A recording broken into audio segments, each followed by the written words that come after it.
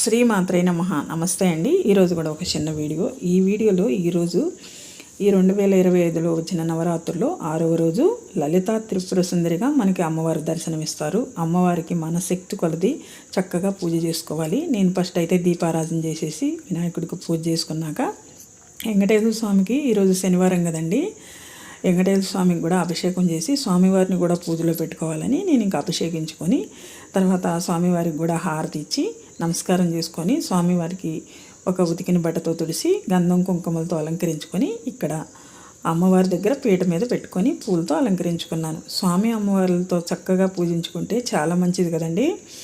అలాగే ఈరోజు అమ్మవారికి చక్కగా స్వామివారికి తులసి దళాలతో అర్చన చేసుకున్నాను. అమ్మవారికి పసుపు గుమ్మలతో అర్చన చేసుకున్నాను. ఇంకా కుంకుమ పూజ కూడా చేసుకొని పళ్ళు ఇంకా పానకం వడపప్పు నివేదన చేసి హారతి ఇచ్చి నమస్కారం చేసుకున్నాను. మీకు నచ్చితే లైక్ చేయండి.